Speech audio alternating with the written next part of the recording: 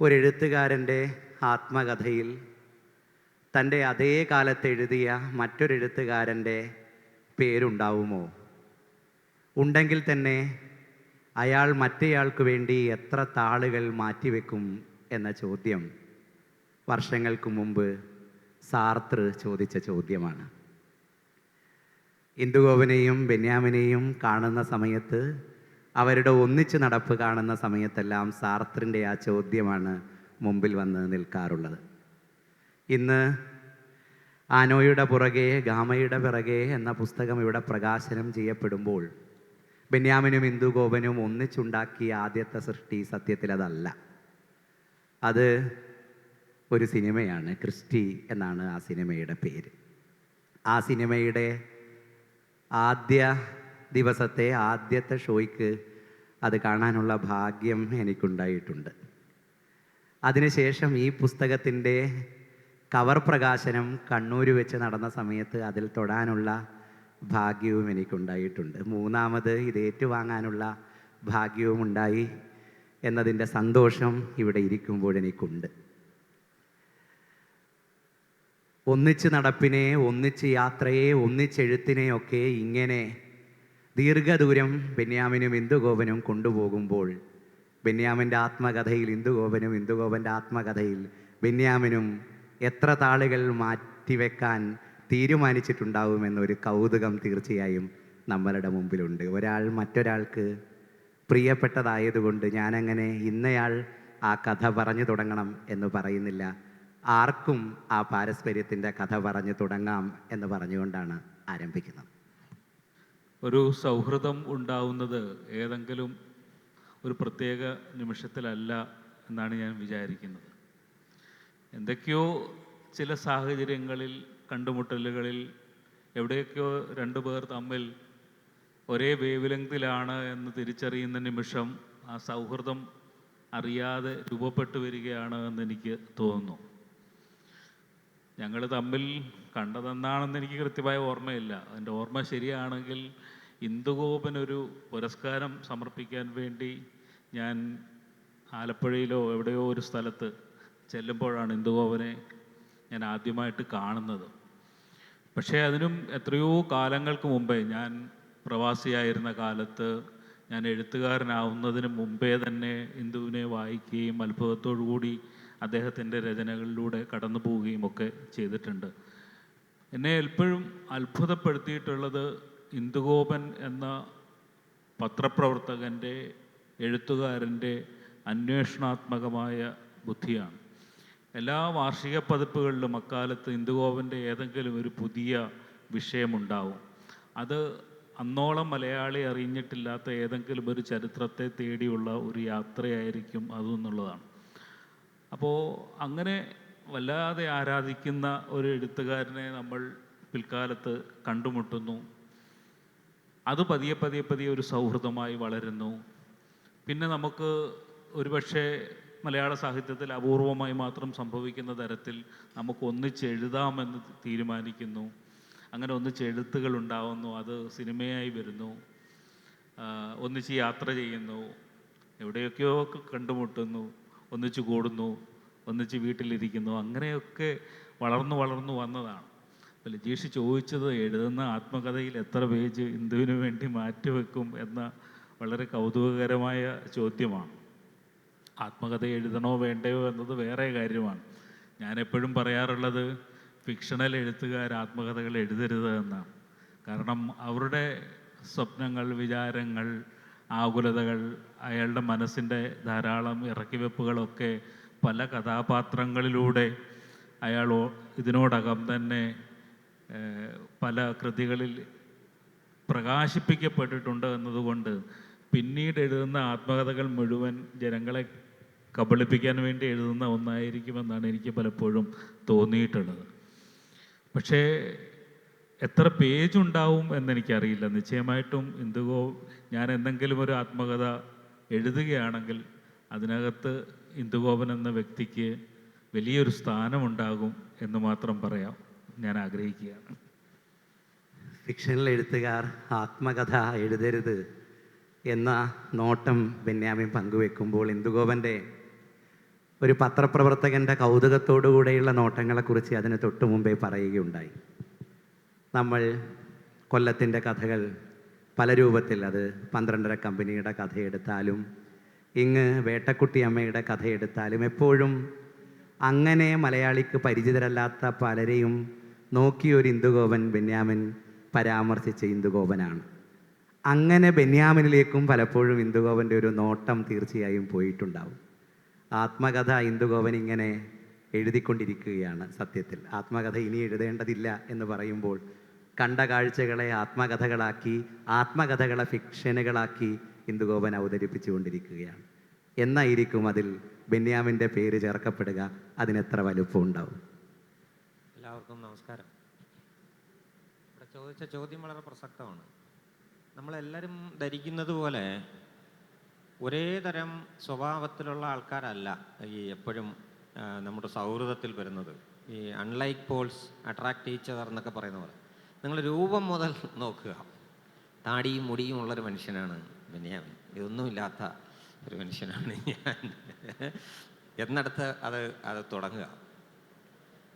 ബെന്യാമിൻ ഒരു വലിയ വായനക്കാരനാണ്, ഭയങ്കരമായ വായനക്കാരനാണ്. ഞാൻ അങ്ങനെ ഒരു വായനക്കാരനേ അല്ല എന്ന് പറയണം. എൻ്റെ ധാര എന്നൊക്കെ പറയുന്നത് പിന്നെ ഈ പറയുന്ന കണക്കുള്ള മനുഷ്യർ എഴുതാനിരിക്കുന്നതിൻ്റെ പിന്നാലെയുള്ള ഗവേഷണം നിത്യജീവിതത്തിലും അല്ലാതെ അങ്ങനെയുള്ള 2 തരത്തിൽ പോകുന്ന പിന്നെ റൈറ്റിംഗ് ശൈലിയും ഒക്കെ പോകുന്ന തരം 2 മനുഷ്യരാണ്. ഞങ്ങളുടെ സൗഹൃദങ്ങളിൽ ഞങ്ങളങ്ങനെ സാഹിത്യം സംസാരിക്കാറുമില്ല. സംസാരിക്കാൻ പലപ്പോഴും പറ്റില്ല. അപ്പം അതിൻ്റെ അന്തർധാര എന്ന് പറയുന്നത് 2 സൗഹൃദം, മാനുഷികത, അല്ലെങ്കിൽ ഏതാണ്ട് ഒരേ തരം പ്രായത്തിലുള്ള 2 മനുഷ്യർ, അവരന്ന് ജീവിച്ച ഒരു കേരളം, ഞങ്ങളൊക്കെ വളരെ സാധാരണക്കാരായ മക്കളുടെ ഇതായി ജനിച്ച് സാധാരണമായ മനുഷ്യർ ക്രിക്കറ്റ് കളിച്ച പണ്ടത്തെ കാര്യങ്ങൾ, അങ്ങനെയൊക്കെ ഉള്ളതാണ് ഞങ്ങളുടെ യാത്രയിൽ ഞങ്ങൾ പറയുന്നത്. അല്ലാതെ ഇവിടുത്തെ പ്രധാനപ്പെട്ട എഴുത്ത് എങ്ങനെയാണ്, അതെങ്ങനെ പിന്നെ അതിൻ്റെ മാതൃക എങ്ങനെ വെട്ടിപ്പിടി ഇത് ചെയ്യാം എന്നൊന്നുമേ അല്ല. മറ്റൊരു സംഗതി എന്ന് വെച്ചാൽ ഞാൻ പറഞ്ഞില്ലേ, ഒരാളിനോട്ട് അടുക്കുന്നത് അയാളുടെ ഒരു മനുഷ്യൻ എന്നുള്ള നിലയ്ക്ക് എന്നുള്ളതാണ്. അദ്ദേഹത്തിന് കിട്ടിയിട്ടുള്ള അനുഗ്രഹത്തിന് ഞാൻ എക്കാലവും ബഹുമാനിക്കുന്ന ഒരാളെന്നുള്ള നിലയ്ക്ക് തന്നെ ആ അനുഗ്രഹം ഉണ്ടാവണമെങ്കിൽ പല തരത്തിലുള്ള കാര്യങ്ങൾ കൂടിച്ചേരണം. നമ്മുടെ എഴുത്തിലെ ഒരു മാനുഷികത, നമ്മുടെ എഴുത്തിലെ ഒരു കാരുണ്യം, അങ്ങനെയുള്ള ഒരുപാട് ഘടകങ്ങൾ ചേർന്നാൽ മാത്രമേ ഒരാളിൻ്റെ ഹൃദയത്തിലേക്ക്, പ്രത്യേകിച്ച് മലയാളിയുടെ ഹൃദയത്തിലേക്ക് ചെന്ന് കയറുക എന്ന് പറയുന്നത് ഒട്ടും എളുപ്പമുള്ള കാര്യമല്ല. അപ്പം ഞാൻ പറഞ്ഞ ആടുജീവിതത്തിൻ്റെയൊക്കെ കാര്യം പറയുമ്പോഴത്തേക്കും ആ സിനിമയുടെ കാര്യത്തിലൊക്കെ ഞാൻ നേരത്തെ പിന്നീട് പറയാറുണ്ട്. അത് ഷുവറാണ്, അത് 100 കോടി. കാര്യം വെച്ചാൽ അതിന്മേൽ അത്രമേൽ അനുഗ്രഹം വീണ് കിടപ്പുള്ള ഒരാൾ എന്നുള്ള ഒരു സന്ദർഭം അതിൻ്റെ അകത്തുണ്ട്. അത് അവിടെ നിൽക്കെ തന്നെ ഈ നമ്മൾ പറഞ്ഞ ഞങ്ങളിന്ന് ഒരു സാഹിത്യം എന്ന് പറഞ്ഞിട്ടോ ഒന്നുമില്ല. ഒരു മനുഷ്യർ രണ്ട് തരത്തിലുള്ള മനുഷ്യർ തമ്മിൽ നടക്കും. പിന്നെ ഒരു കരുതൽ ഉണ്ട്. ഒരു കരുതൽ ഞങ്ങളെല്ലാ യാത്രയിലും എനിക്ക് ലഭിച്ചൊരു കരുതൽ എന്ന് പറഞ്ഞാൽ, ഒരു ശകലം പോലും ജിയോഗ്രഫി ഇല്ലാത്ത ഒരു മനുഷ്യൻ എന്നുള്ള രീതിയിൽ, അതാണ് ഞാൻ പറഞ്ഞ വൈരുദ്ധ്യങ്ങളുടെ. പിന്നീട് സംബന്ധിച്ചാണെങ്കിൽ ജിയോഗ്രഫിയുടെ ഉസ്താദാണ്. എവിടെ കൊണ്ട് ഇറക്കി കൊടുത്താലും, ലോകത്തിൻ്റെ ഏത് ഭ്രമണപഥം ഉള്ള ഒരു സ്ഥലത്ത് കൊണ്ട് ഇറക്കി കൊടുത്താലും തിരിച്ച് ഈ ഒരു യാത്രാപാത കണ്ടെത്താൻ ബെന്നിക്ക് യാതൊരു ബുദ്ധിമുട്ടുമില്ല. ഞാനിതെൻ്റെ വീട്ടിൻ്റെ മുമ്പിൽ എന്നെ കൊണ്ടുവന്ന് ഇന്ന് രാത്രി ഇറക്കിയാൽ പോലും ഞാൻ ബുദ്ധിമുട്ടും എങ്ങനെ വീട്ടിൽ ചെന്ന് കയറുക. അപ്പം അങ്ങനെ അത്തരത്തിലുള്ള ഒരു സാധാരണ 2 മനുഷ്യർ തമ്മിലുള്ള ഒരു സൗഹൃദമായിട്ട് ആണ് ഞാനിതിനെ കാണുന്നത്. അതിൻ്റെ സാഹിത്യം അതിൻ്റെ അന്തർധാരയായി വർദ്ധിക്കുന്നു എന്നുള്ളതല്ലാതെ ചില സമയം ഒരു ചേട്ടനായിട്ടോ അതിലേറെ സമയങ്ങളിലും തോളിൽ കൈയിട്ട് നടക്കാൻ പറ്റുന്ന ഒരു സുഹൃത്തായിട്ടോ അങ്ങോട്ടും ഇങ്ങോട്ടും എന്ത് തമാശയും പറയാവുന്ന ഒരാളായിട്ടോ കരുതുന്ന ഒരാൾ എനിക്കെപ്പം വേണമെങ്കിലും വിളിക്കാവുന്ന ഒരാൾ, അങ്ങനെയൊക്കെയുള്ള എന്നുള്ളതിനപ്പുറത്തേക്ക് ഇതിന് നിങ്ങളൊരു വലിയ എന്തുവാ ഇതിൻ്റെ ഒരു ഫോക്കസ് എന്ന നിലയ്ക്കോ അല്ലെങ്കിൽ സാഹിത്യവുമായി ബന്ധപ്പെട്ട ഒന്നുമേ അല്ല. ഞങ്ങളതിനെക്കുറിച്ച് സംസാരിക്കാറുമില്ല, ഒന്നുമേ ചെയ്യാറില്ല. അങ്ങനെ ഇന്ദുഗോപൻ പറഞ്ഞു നിർത്തുമ്പോഴും പലപ്പോഴും എഴുത്തുകാർക്കിടയിൽ അന്തർധാര എന്ന വാക്കാണ് ഇന്ദുവേട്ടൻ പ്രയോഗിച്ചത്. എഴുത്തുകാർക്കിടയിൽ പ്രത്യക്ഷത്തിൽ സജീവമാണെങ്കിലും അകമേ അങ്ങനെ കാണാനിടയില്ലാത്ത ഒന്നാണ് ആ വാക്ക് പലപ്പോഴും എന്നതുകൊണ്ട് ഇന്ദുഗോപൻ എഴുതി വെച്ച ആനോ എന്നൊരു വലിയ പുസ്തകം നമ്മളുടെ മുമ്പിലുണ്ട്. അതിൽ പരാമർശിക്കപ്പെട്ട ഒരാളെയും അതിൽ പരാമർശിക്കപ്പെട്ട ഒരു ദേശത്തിൻ്റെ കൗതുകവും തേടിയാണ് മലയാളത്തിലൊരു വലിയ എഴുത്തുകാരൻ അദ്ദേഹത്തിനൊപ്പം ലിസ്ബണിലേക്ക് പോകാൻ വേണ്ടി തീരുമാനിച്ചത്. അപ്പോൾ ആ അന്തർധാര സജീവമാണ് എന്ന ബോധ്യം തന്നെയാണ് തീർച്ചയായും വായനക്കാർക്ക് ഉണ്ടാവുക. സാർത്രിനെ കുറിച്ച് പറഞ്ഞാണ് നമ്മൾ തുടങ്ങിയത്. സാർത്രിൻ്റെ ആശങ്ക വലിയ ആശങ്കയായി നിലനിൽക്കാത്തത്രയും അദ്ദേഹത്തിൻ്റെ പേര് സിമോൺ ദി ബോവറിൻ്റെ ആത്മകഥയിൽ വലിയ പേരായി രേഖപ്പെടുത്തപ്പെട്ടിട്ടുണ്ട്. അക്കാലത്തല്ല, അതിന് തൊട്ട് മുമ്പുള്ള കാലത്ത് ഫ്രഞ്ച് സാഹിത്യത്തിൽ സജീവമായി ഇടപെട്ടിരുന്ന ഷാദോബ്രിയാങ്ങിൻ്റെ ശവകുടീരം കാണാൻ വേണ്ടി സാർത്ര പോയ കഥ സിമോൺ ദി ബവോർ ആത്മകഥയിൽ എഴുതുന്നുണ്ട്. ഫ്രഞ്ച് വിപ്ലവത്തിൻ്റെ ദൈന്യതകളെയൊക്കെ ലോകത്തിന് മുമ്പിൽ ആവിഷ്കരിച്ച വലിയ എഴുത്തുകാരനാണ് ഷാദോബ്രിയാങ്. വേട്ടയാടപ്പെട്ടവരെ പറ്റി കൊന്ന് അവരുടെ തലയൊക്കെ മുറിച്ചെടുത്ത് കമ്പിൽ കുത്തിക്കൊണ്ടുപോകുന്നതിൻ്റെ കാഴ്ചകളെയൊക്കെ സങ്കടത്തോടുകൂടെ ലോകം വായിച്ചത് അദ്ദേഹത്തിൻ്റെ പുസ്തകങ്ങളിൽ നിന്നാണ്. സാർത്ര അദ്ദേഹത്തിൻ്റെ ശവകുടീരം കാണാൻ ചെന്നപ്പോൾ ഒരു കടൽക്കരയിൽ അദ്ദേഹം എഴുതി വച്ചതിനോടൊന്നും ഒട്ടുമേ ബന്ധമില്ലാത്ത രൂപത്തിൽ ഒരു പകിട്ടേറിയ ഒരു കുടീരമായി അത് കിടക്കുന്ന കാഴ്ച കണ്ട് അതിനോട് പ്രതിഷേധിച്ച് അതിൻ്റെ മുകളിൽ കയറി നിന്ന് സാർത്ര മൂത്രമൊഴിച്ചു എന്ന് സിമോൺ ദി ബവോർ എഴുതുന്നുണ്ട്. അധിനിവേശത്തിൻ്റെ മുഴുവൻ ചരിത്രഭാരവും പേറിക്കൊണ്ട് മലയാളത്തിലെ 2 എഴുത്തുകാർ ലിസ്ബണിലേക്ക് പോയ സമയത്ത് ഇവരെങ്ങാനും ഗാമയുടെ ശവകുടീരത്തിന് മുകളിൽ കയറി മൂത്രമൊഴിക്കുമോ എന്ന പേടി തീർച്ചയായും മലയാളിക്കുണ്ടായിട്ടുണ്ടാവും എന്നാണ് ഞാൻ വിചാരിക്കുന്നത്. പക്ഷേ ആ പേടിയെ അപ്രസക്തമാക്കുന്ന രൂപത്തിൽ മറ്റൊരു ഗാമയെ, മറ്റൊരു ലിസ്ബണിനെയൊക്കെയാണ് ബെന്യാമിനും ഇന്ദുഗോപനും എഴുതി വെച്ചത്. ലിസ്ബണിൽ എത്ര ശതമാനം മലയാളിയെ കണ്ടു ബെന്യാമിൻ? ശവകുടീരങ്ങൾ തേടിപ്പോകുന്നതിനെ കുറിച്ച് പറഞ്ഞപ്പോൾ ഞാൻ പോയിട്ടുള്ള മറ്റ് ചില ശവകുടീരങ്ങളെക്കുറിച്ച് പറയണം എന്ന് തോന്നുകയാണ്. ഒന്ന്, ലോകത്തിലെ എല്ലാ മനുഷ്യരും സ്നേഹിക്കുന്ന, എല്ലാ വായനക്കാരും സ്നേഹിക്കുന്ന ഗബ്രിയേൽ ഗാർസിയ മാർക്കേസിൻ്റെ ശവകുടീരം കാണാനുള്ള അവസരം ഉണ്ടായിട്ടുണ്ട് എന്നുള്ളതാണ്. കൊളംബിയയിലെ കാർത്തഹേനിയ എന്ന് പറയുന്ന നഗരത്തിലെ അവിടുത്തെ കാർത്തഹേനിയ യൂണിവേഴ്സിറ്റിയുടെ അകത്തളത്തിലാണ് അദ്ദേഹത്തിൻ്റെ ശവകുടീരം ഇപ്പോൾ ഉള്ളത്. മെക്സിക്കോയിലാണ് അദ്ദേഹം മരിച്ചത്. അദ്ദേഹത്തിൻ്റെ അവശിഷ്ടം കൊണ്ടുവന്നിട്ട് അവിടെയാണ് ഇപ്പോൾ പ്രദർശിപ്പിച്ചിരിക്കുന്നത്. ഞാനും മറ്റ് 2 സുഹൃത്തുക്കളും കൂടി അവിടെ എത്തുമ്പോൾ ഈ കാർത്തഹേനിയ യൂണിവേഴ്സിറ്റിയുടെ കവാടം പൂട്ടിയിട്ടിരിക്കുകയാണ്. ആർക്കും പ്രവേശനമില്ല, അവിടെ പുതുക്കിപ്പണികൾ നടക്കുന്നത് കാരണം. ഞങ്ങളവിടുത്തെ സെക്യൂരിറ്റിയോട് പറഞ്ഞു, ഞങ്ങൾ വളരെ ദൂരം യാത്ര ചെയ്ത് വന്നതാണ്, എങ്ങനെയെങ്കിലും ഇതൊന്ന് കയറി കാണണം. പറഞ്ഞു, പൊതുജനങ്ങൾക്ക് പ്രവേശനമില്ലാത്ത ഇടമാണിത്. ഇനി നിങ്ങൾ വർക്കിംഗ് ഡേയിൽ വന്നാൽ പോലും ഇവിടെ പൊതുജനങ്ങളെ പ്രവേശിപ്പിക്കില്ല, വിദ്യാർത്ഥികൾക്കും അധ്യാപകർക്കും മാത്രമേ പ്രവേശനം സാധ്യമാകുകയുള്ളൂ. ഞങ്ങൾ മലയാളികളല്ലേ, ഞങ്ങൾ പിന്നെ ഇങ്ങനെ പറഞ്ഞുകൊണ്ടേയിരുന്നു, ഞങ്ങൾ വളരെ ദൂരത്ത് നിന്ന് വരികയാണ്, മാർക്കേസിലാണ് ഞങ്ങൾ ഗവേഷണം നടത്തുന്നത്, അങ്ങനെയൊക്കെ പറഞ്ഞപ്പോഴൊന്നും അദ്ദേഹം സമ്മതിക്കുന്നില്ല. നമ്മുടെ കൂടെ ഉണ്ടായിരുന്ന റഷീദ് എന്ന് പറയുന്ന ഞാനും ഇന്ദുവും കൂടി പോർച്ചുഗലിലേക്ക് പോയപ്പോഴും റഷീദാണ് ഞങ്ങൾക്കൊപ്പം വന്നത്. ഞങ്ങളുടെ ഒരു കോമൺ ഫ്രണ്ടാണ്. എപ്പോഴും ഞങ്ങളുടെ യാത്രയിൽ അദൃശ്യനായി ഞങ്ങൾക്കൊപ്പമുള്ള ആളാണ് റഷീദ്. റഷീദ് അവസാനം മലയാളിയുടേതായ ഒരു കരവിരുത് എടുത്തു. പെട്ടെന്ന് അദ്ദേഹം പോക്കറ്റിൽ നിന്ന് കുറച്ച് $, എടുത്ത് ആ സെക്യൂരിറ്റിയുടെ പോക്കറ്റിലേക്ക് വെച്ച് കൊടുത്തു. അയാൾ ഞെട്ടിപ്പോയി. കാരണം അയാളുടെ 1 മാസത്തെ ശമ്പളത്തിൻ്റെ ഇരട്ടിയോളമായിരുന്നു കൊടുത്ത കൈകൂലി തുക എന്ന് പറയുന്നത്. അതിലയാൾ വീണു. അയാൾ പറഞ്ഞു, എൻ്റെ ജോലി പോകുന്ന ഏർപ്പാടാണ്, പക്ഷേ നിങ്ങൾ ഇത്ര ദൂരം വന്നിട്ട് നിങ്ങളെ കാണിക്കാതെ എങ്ങനെയാണ് വിടുന്നത് എന്ന് പറഞ്ഞിട്ട് ഞങ്ങളിൽ ഒരാളെ പോകാൻ വേണ്ടി അനുവദിച്ചു. അങ്ങനെ എന്നെ അകത്തേക്ക് കടത്തി വിട്ടു. അവിടുത്തെ ഒരു ക്ലീനിങ് ജോലിക്കാരിയെ കൂടെ വിട്ടു ഫോട്ടോ എടുക്കാൻ വേണ്ടി. അങ്ങനെ ഞാൻ ഒറ്റയ്ക്ക് പോയി ആ ശവകുടീരത്തിൻ്റെ മുമ്പിൽ നിന്ന് ഒരു ഫോട്ടോ എടുത്തിട്ട് തിരിച്ചു വരികയും ചെയ്ത ഒരു അനുഭവമുണ്ട്. അതുപോലെ നമ്മുടെ കാഫ്കയുടെ ശവകുടീരം കാണാൻ വേണ്ടി പ്രാഗിൽ പോയിട്ടുണ്ട്. പ്രാഗിൽ ഞാനും വൈഫും കൂടെ പോയത്. ബെർലിൻ ലിറ്ററേച്ചർ ഫെസ്റ്റിവൽ കഴിഞ്ഞിട്ട് ബെർലിനിൽ നിന്ന് വിമാനമെടുത്ത്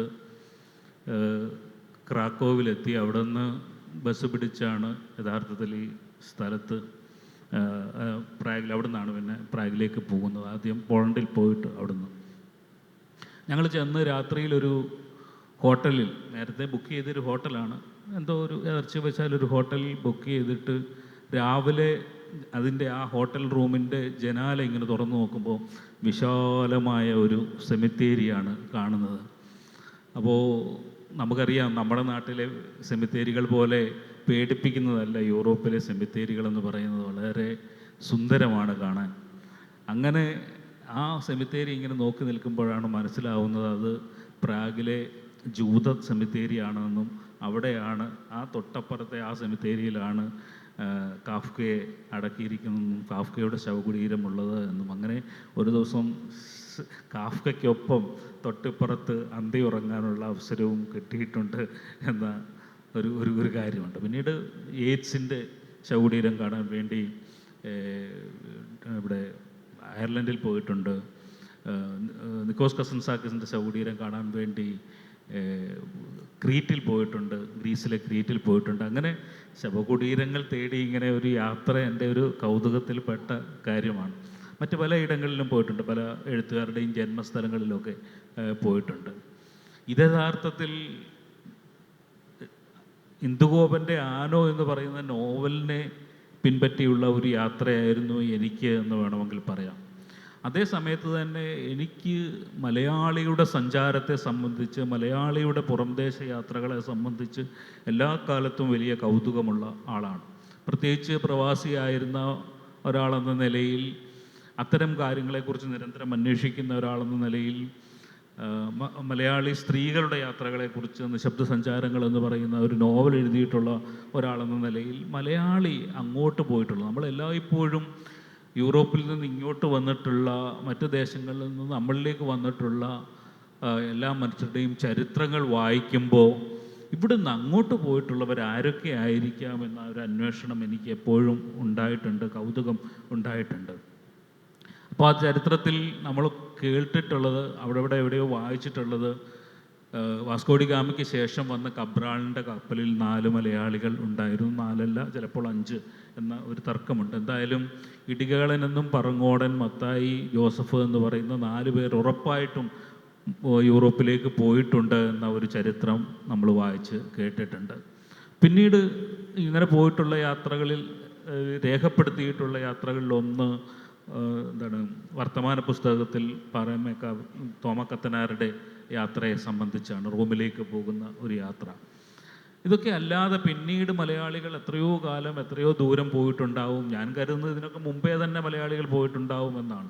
1-ാം നൂറ്റാണ്ടിൽ നമ്മുടെ മുസരീസ് പോലെയുള്ള തുറമുഖങ്ങളിൽ വന്നിട്ടുള്ള കപ്പലുകളിൽ കയറി യവനന്മാരുടെയും ചീനന്മാരുടെയും അറബികളുടെയും ഒക്കെ കപ്പലിൽ കയറി മലയാളിയാവുന്നതിന് മുമ്പേ, കേരളമാവുന്നതിന് മുമ്പേ തന്നെ നമ്മൾ യാത്ര തുടങ്ങിയിട്ടുണ്ടാവുമെന്ന് വിശ്വസിക്കുന്ന ഒരു കാലത്തിലാണ് പെട്ടെന്ന് നമ്മുടെ നാട്ടിൽ നിന്ന് ഒരു ആനക്കുട്ടിയെ അങ്ങ് റോമിലേക്ക് മാർപ്പാപ്പയ്ക്ക് കൊടുക്കാൻ വേണ്ടി കൊണ്ടുപോയിട്ടുണ്ട് എന്ന ചരിത്രം പറയുന്ന ഒരു നോവലുമായി ഇന്ദുഗോപൻ വരുന്നത്. അതെനിക്ക് വലിയ കൗതുകമായി. കാരണം നമ്മൾ മനുഷ്യർ പോകുന്ന യാത്രകളെക്കുറിച്ച് പറയുമ്പോൾ ഒരാന അതിനൊപ്പം പോകുന്നു, അതിനൊപ്പം ഒരു ആനപ്പാപ്പാൻ പോകുന്നു. അവിടെ ചെല്ലുമ്പോൾ നിരവധിയായ മലയാളി സാന്നിധ്യങ്ങളെ അറിയുന്നു. മലയാളിയുടെ സാന്നിധ്യം എത്രമേൽ ലിസ്ബണിലുണ്ടായിരുന്നു എന്ന ഒരു ചരിത്രം നമ്മുടെ മുമ്പിൽ വെളിപ്പെട്ടു വരുന്നു. അത് വലിയ കൗതുകമുള്ള കാര്യമായി. അങ്ങനെ ആനോ എന്ന് പറയുന്ന നോവൽ മാതൃഭൂമി വാരികയിൽ സീരിയലൈസ് ചെയ്ത് വരുമ്പോൾ തന്നെ ഞാൻ വളരെ കൗതുകപൂർവ്വമാണ് അതിനെ പിന്തുടർന്നത്. പുസ്തകം വന്നപ്പോൾ ഞാൻ അതിനെക്കുറിച്ച് ധാരാളം വേദികളിൽ സംസാരിക്കുന്നതിന് എനിക്ക് അവസരമുണ്ടായി. അപ്പോൾ അങ്ങനെ ഇരിക്കുമ്പോഴാണ് ഒരു ദിവസം ഇന്ദുഗോപൻ പറയുന്നത്, ഞാൻ ഈ നോവലൊക്കെ എഴുതിയത് ഇവിടെ ഒന്നും യാത്ര ചെയ്യാതെയാണ്, പുസ്തകങ്ങളുടെയും ആധികാരിക രേഖകളുടെയും ഒക്കെ പിൻബലത്തിൽ മാത്രമാണ് ഞാനിത് എഴുതിയത്. കാരണം 500 വർഷം മുമ്പ് നടത്തിയ ഒരു യാത്രയെക്കുറിച്ച് ഇപ്പോൾ പോയിട്ട് പ്രത്യേകിച്ചൊന്നുമില്ല, എങ്കിൽ പോലും ആ സ്ഥലങ്ങളൊക്കെ ഒന്ന് പോയി കാണാൻ എനിക്ക് വലിയ ആഗ്രഹമുണ്ട് എന്ന് ഇന്ദു പറയുന്നത്. ഞാൻ അപ്പം തന്നെ ചാടി വീണു. മറ്റേതെങ്കിലും സൗഹൃദങ്ങൾ ഇന്ദുവിനെ പിടികൂടുന്നതിന് മുമ്പേ തന്നെ ഞാൻ വരാം കൂടെ, നമുക്കൊന്നിച്ച് പോകാമെന്ന് പറയുകയും അങ്ങനെ ഒരു യാത്ര ഞങ്ങൾ തീരുമാനിക്കുകയുമായിരുന്നു. ഈ ആനക്കുട്ടിയെ കൊണ്ടുപോയത് ഇവിടുന്ന് കപ്പലിൽ കയറ്റി ആഫ്രിക്കയുടെ പല തീരങ്ങൾ താണ്ടി അവസാനം പോർച്ചുഗലിലെ ലിസ്ബണിലെത്തിക്കുകയും ലിസ്ബണിൽ നിന്ന് പിന്നീട് വീണ്ടും ഒരു 2 വർഷക്കാലം അവിടെ താമസിപ്പിച്ചതിന് ശേഷം ഇപ്പോൾ സ്പെയിനിലുള്ള ഇബീസ, പാൽമ തുടങ്ങിയ ദ്വീപുകളിലൂടെ പോർട്ടോ എർക്കോൾ എന്ന് പറയുന്ന ഇറ്റലിയിലെ തന്നെ ഒരു ദ്വീപിൽ ഒരു തുറമുഖത്തെത്തിക്കുകയും പോർട്ടോ എർക്കോളിൽ നിന്ന് റോം വരെ ആനക്കുട്ടിയെ നടത്തിക്കൊണ്ട് പോവുകയുമാണ് ചെയ്തത്. അപ്പം ഞങ്ങൾ തീരുമാനിച്ചത് പോർച്ചുഗലിലെ ലിസ്ബണിൽ നിന്ന് റോം വരെ ഈ ആനക്കുട്ടി പോയ അതേ പാതയിലൂടെ സഞ്ചരിക്കുക എന്ന് പറയുന്ന ഒരു കാര്യമാണ് ഞങ്ങൾ തീരുമാനിച്ചത്. അങ്ങനെയാണ് ഞങ്ങൾ ലിസ്ബണിലെത്തിയത്. തുടർന്നുള്ള കാര്യങ്ങൾ അടുത്ത ഭാഗത്ത് പറയാം. നേരത്തെ റഷീദ് കയുടെ പേര് പറഞ്ഞതുകൊണ്ട് എഴുത്തുകാർ ജീവിച്ച ദേശത്തെ പിന്നീട് ചില കാലങ്ങളിൽ ചെന്നു നോക്കാറുണ്ട് എന്നിവിടെ ബെന്യാമിൻ പറഞ്ഞുകൊണ്ട്, ബെന്യാമിൻ ജീവിച്ച ദേശത്തെ കഴിഞ്ഞ മാസം ഞാനൊന്ന് ചെന്ന് നോക്കിയിരുന്നു, ബഹറിൻ. അവിടെ വെച്ചാണ് റഷീദ് എനിക്ക് നിങ്ങളെല്ലാവരും കൂടെ പോയ യാത്രയുടെ കുറേ വീഡിയോകളൊക്കെ കാണിച്ചു തരുന്നത്. അപ്പോൾ പറഞ്ഞു, എങ്ങനെയുണ്ടായിരുന്നു മലയാളി എഴുത്തുകാർ അവിടെ ചെന്നിറങ്ങിയതിൻ്റെ കൗതുകമെന്ന് ചോദിച്ച സമയത്ത് എത്ര മലയാളിത്തം അവർക്കുണ്ട് എന്നെനിക്ക് മനസ്സിലായത് ഇന്ദുഗോപനും ബെന്യാമിനും നടന്നു പോകുന്ന നടത്തത്തെ അവർ നോക്കിക്കാണുന്ന കൗതുകം ആ വീഡിയോകളിലുള്ളത് കൊണ്ടാണ്. ആ വീഡിയോകളെക്കുറിച്ച് ഞാൻ കൂടുതൽ പറയുന്നില്ല. ഞാൻ പറഞ്ഞു വരുന്നത് ആ മലയാളി കാഴ്ചകളെ, ആ പാരസ്പര്യത്തെ എങ്ങനെ തൊട്ടറിയാൻ കഴിഞ്ഞിട്ടുണ്ട് അവിടെ. ലിസ്ബണിൽ വരെ എത്തിയതിൻ്റെ കഥ ബെന്നി സൂചിപ്പിച്ചായിരുന്നു. ഞങ്ങൾ സത്യത്തിൽ ഈ മലയാളികൾ പ്രവാസത്തിൻ്റെ ഒരു തുടക്കം എന്നുള്ള നിലയ്ക്കുള്ള ഒരു സഞ്ചാരവും കൂടാണ് നമ്മൾ നടത്തിയത്. അത് ഒരിക്കലും പിന്നെ ഇന്നത്തെ പോലെ സുഗമമായൊരു വഴിയല്ലായിരുന്നു എന്നുള്ളത് നിങ്ങൾക്കറിയാം. പക്ഷേ നമ്മുടെ ഇഷ്ടമില്ലാതെ നമ്മളെ പിടിച്ചുകൊണ്ട് പോവുക എന്ന് പറയുന്നൊരു പ്രോസസ്സിൽ നിന്നാണ് സത്യത്തിൽ നമ്മുടെ പ്രവാസം തുടങ്ങിയത് എന്ന് നമ്മൾ പറഞ്ഞല്ലോ. വാസ്കോ ഡ ഗാമ വന്ന് തിരിച്ചു പോയപ്പോഴത്തേക്ക് ഈ സ്പെസിമെൻ എന്നുള്ള രീതിയിലേക്കാണ് ഈ ആൾക്കാരെ പിടിച്ചുകൊണ്ട് പോകാനായിട്ട് തുടങ്ങിയത്. അപ്പം ഞങ്ങൾ അവിടെ ചെന്ന് ആദ്യമായി പരിശോധിക്കാൻ ശ്രമിച്ചത് ഈ നമ്മളുടെ മലബാറികളും അല്ലെങ്കിൽ നമ്മുടെ ഈ പിൻകാല കേരളത്തിൽ നിന്നുള്ള മനുഷ്യരെ പിടിച്ചുകൊണ്ട് പോയി ആഫ്രിക്കയിൽ നിന്നുള്ള തടവുകാർക്കൊപ്പവും അല്ലാതെയും, പിന്നെ അവരെ ഒരുപാട് പേര് നമ്മുടെ ഒരു പിന്നെ സാമാന്യ ബുദ്ധി ഉപയോഗിച്ച് അതിൽ നിന്ന് രക്ഷപ്പെടുക, അല്ലെങ്കിൽ ഒരു സൂപ്പർവൈസറൽ പൊസിഷനിലേക്ക് ചെല്ലുക എന്നുള്ളതാണല്ലോ മലയാളികളുടെ ഒരു പ്രധാന ഇത്. അങ്ങനെ ഇരുന്ന് അവിടുത്തുള്ള രാജാവിൻ്റെ ദ്വിഭാഷികളായി എത്തുകയും അദ്ദേഹത്തിൻ്റെ കൊട്ടാരം വരെ നിയന്ത്രിക്കത്തക്ക രീതിയിലുള്ള ശേഷി ആദ്യ തലമുറയിൽ നിന്നുള്ള പ്രവാസികൾ തന്നെ എത്തപ്പെട്ടു. എന്ന് വെച്ചാൽ നമ്മൾ പറയുന്നത് 16-ാം നൂറ്റാണ്ടിൻ്റെ തുടക്കത്തിലാണ്. നിങ്ങൾ വിക്കിപീഡിയയിലും അവിടെ ഇവിടെ കടിച്ചു നോക്കിയാൽ ഈ ബനിയകൾ ഇവരൊക്കെയാണ് ഉത്തരേന്ത്യയിൽ നിന്ന് യൂറോപ്പിൽ സ്വാധീനം ഉറപ്പിച്ചത് എന്ന്, കപ്പൽ മാർഗം എത്തി സ്വാധീനം ഉറപ്പിച്ചെന്ന് പറയുമെങ്കിൽ അതിനു മുമ്പ് തന്നെ ഒരു മലയാളി, ഒരു ഡയസ്പൊറ അവിടെ രൂപപ്പെട്ടത് 15-ാം നൂറ്റാണ്ടിൻ്റെ തുടക്കത്തിൽ തന്നെ നമ്മൾ ഇത് ചെയ്തു. കാര്യം വാസ്കോ ഡ ഗാമ പിന്നെ കപ്പലുകൾ ആക്രമിച്ച് ഒരു പോർച്ചുഗീസുകാരനെ കൊന്നതിന് പകരമായിട്ട് ഒരു കൂട്ടം പയ്യന്മാരെ കൊണ്ടുപോയി ആ കപ്പലിൽ നിന്ന് പിടിച്ചെടുത്തു കൊണ്ടുപോയി അവിടെ അച്ഛൻ പട്ടത്തിന് കൊണ്ടുപോയി ചേർത്തു, ഈ ജെറോണിമോസ് മൊണാസ്ട്രിയുടെ ഭാഗമായിട്ട്. അപ്പം ഞങ്ങൾ അവിടെയൊക്കെ ചെല്ലുമ്പോൾ ഞങ്ങൾക്ക് ആ നിശ്വാസം 500 വർഷം മുമ്പുള്ള ആ നിശ്വാസം ഇത് അങ്ങനെ. അപ്പം ഇന്നവിടെ ജീവിക്കുന്ന ജനതയിൽ നമ്മുടെ ചോരയുള്ളവർ പലരുണ്ട്. അപ്പം അങ്ങനെ ലിസ്ബൺ ഒരു സ്ലേവ് ടൂർ എന്നൊക്കെ പറഞ്ഞിട്ടുള്ള നമ്മൾ ഒരിക്കലും ഒരു കണ്ടക്റ്റഡ് ടൂർ നടത്തി ഞങ്ങൾ അവിടെ ചെന്ന് കഴിഞ്ഞാൽ നമ്മളുടെ ഇതൊന്നും അല്ലല്ലോ നമ്മൾ കാണുന്നത്. നമുക്ക് നിയതമായ ചില പ്രദേശങ്ങളിൽ വരുന്നു, നമ്മളത് കഴിഞ്ഞിട്ട് യാത്രാ വിവരണം എഴുതുന്നു. ഞങ്ങളൊരു ഈ ലിസ്ബൺ സ്ലേവ് ടൂർ എന്ന് പറഞ്ഞിട്ട് അതങ്ങനെ ആരും വരാറില്ല. അതുകൊണ്ട് അതിൻ്റെ പൈസയൊക്കെ കൂടുതലാണ്. അവിടെ ഈ മലയാളികളെ അല്ലെങ്കിൽ ഈ ആനയെ കൊണ്ടുവന്ന് പാർപ്പിച്ചിരുന്ന സ്ഥലങ്ങൾ ഈ അവിടെ കുതിരച്ചാണകവും മാത്രം വീണ് കിടന്ന ചെളിക്കണ്ടമായിരുന്ന ഒരു ലിസ്ബനെ കേരളത്തിൽ നിന്നുള്ള കുരുമുളക് എന്ന നമ്മുടെ കർഷകർ ലോകത്തിലെ ഏറ്റവും വലിയ സമ്പന്നമായ ഒരു നഗരമാക്കി മാറ്റുന്ന ഒരു കാഴ്ച ഞങ്ങൾക്കവിടെ കാണാൻ കഴിഞ്ഞു. ഇപ്പോൾ പോലും അവിടെ നിന്ന് ചെറിയ ചെറിയ പിന്നെ പാറക്കഷ്ണങ്ങൾ പാകി ഉണ്ടാക്കിയത് ഈ അന്നത്തെ കാലത്തുള്ള പിൻകാലത്ത് അതിൻ്റെ റിപ്പയർ വർക്കൊക്കെ നടത്തിയെങ്കിലും അന്നും അതാണ്. അപ്പം ഒരു 1755 നടന്ന ഒരു വലിയ ഒരു ഭൂചലനം വഴി എല്ലാ റെക്കോർഡ്സും നഷ്ടപ്പെട്ടു. അല്ലെങ്കിൽ ഇവിടുന്ന് പോയ എല്ലാ ഇവിടെ ഓരോ സമയത്ത് സംഭവിക്കുന്ന കാര്യങ്ങളൊക്കെ രാജാവിനെ എഴുതി അറിയിക്കണം. അതാണ് നമ്മുടെ ഹിസ്റ്ററി സോഴ്സ്. അത് വെച്ചാണ് പിൻകാലത്ത് നമ്മുടെ ചരിത്രകാരന്മാർ ഇത് ചെയ്യും. നമ്മൾ ഈ 10ാം ക്ലാസ്സിലും അവിടെ ഇവിടെയൊക്കെ പഠിക്കുന്നതുമായ കാര്യങ്ങളെല്ലാം അതാണ്. നമുക്ക് കേട്ടുകേൾവികൾ ഇത് മാത്രമേ ഉള്ളൂ.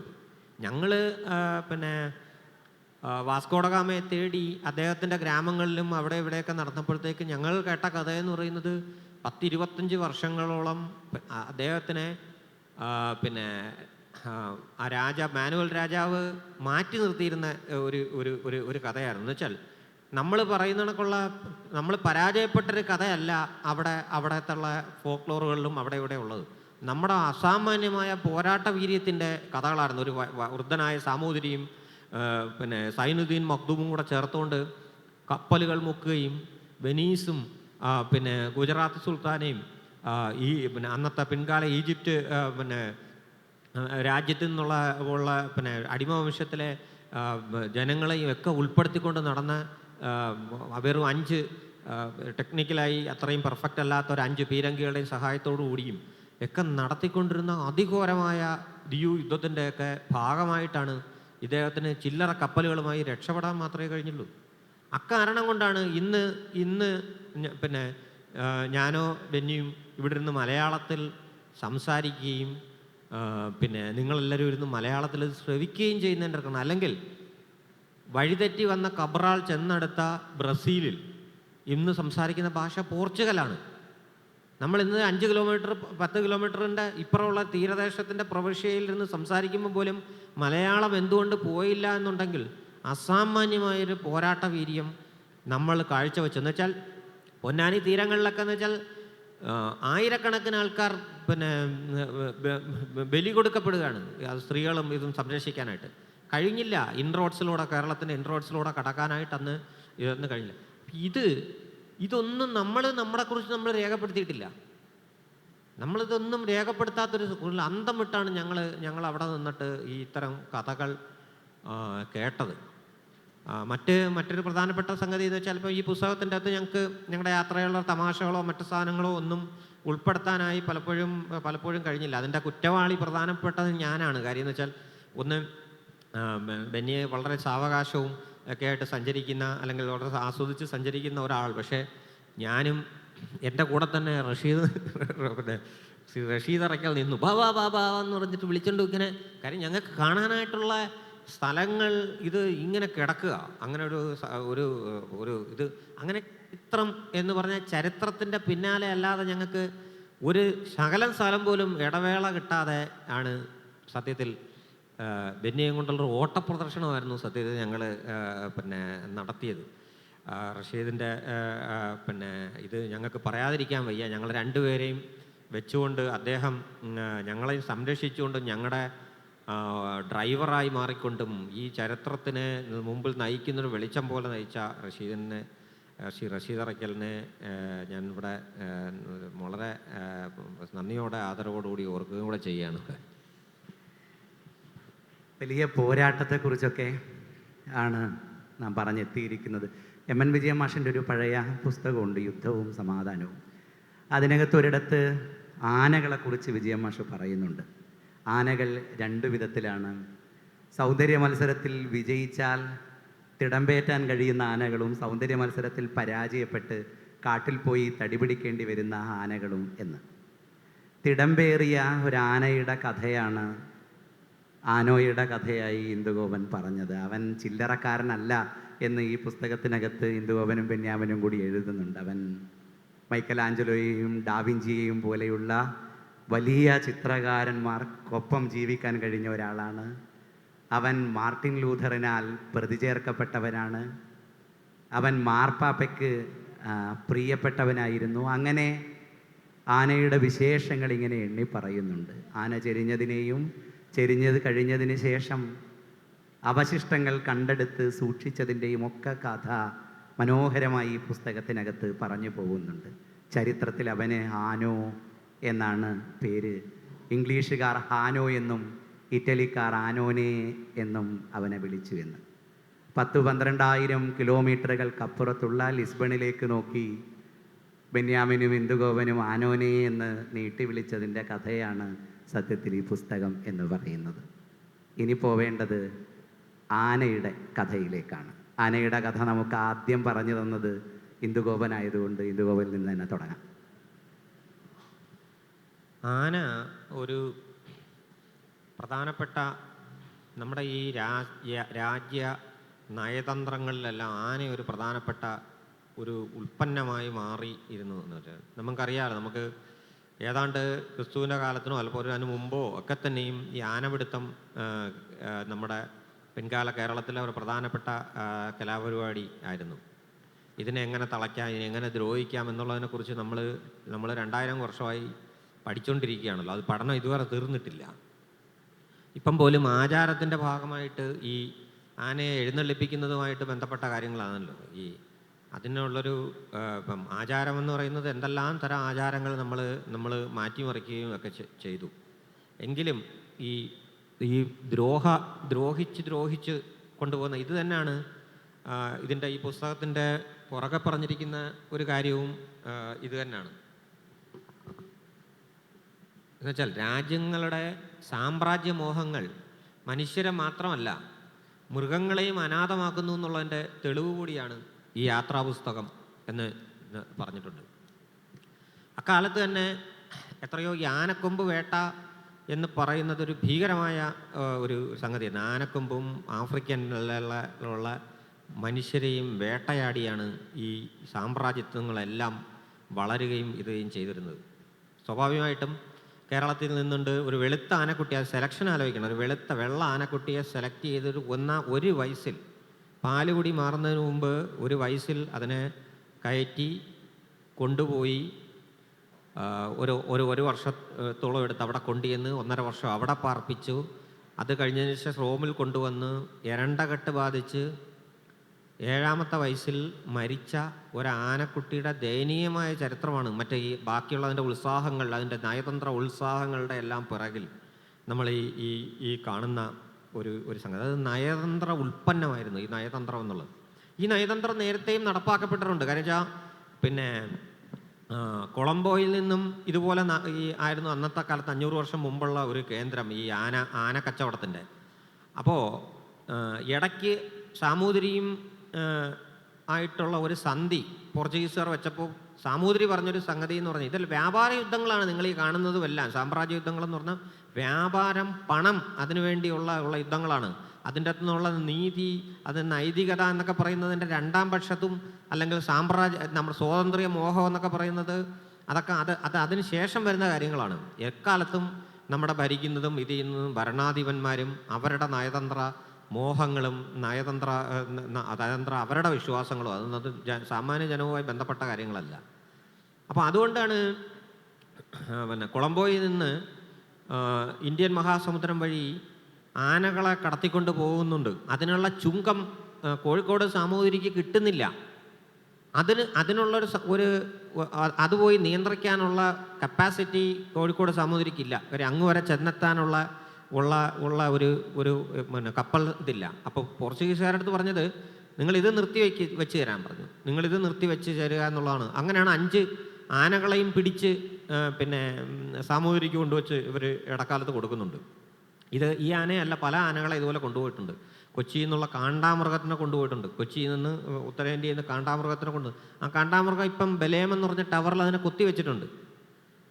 അപ്പോൾ അതെല്ലാം ഞങ്ങൾ പോയി ചെന്ന് രേഖപ്പെടുത്തിയിട്ടുണ്ട്. ഈ പുസ്തകത്തിൽ സമഗ്രമായി അത്തരത്തിലുള്ള കാര്യങ്ങൾ പിന്നെ രേഖപ്പെടുത്തിയിട്ടുണ്ട്.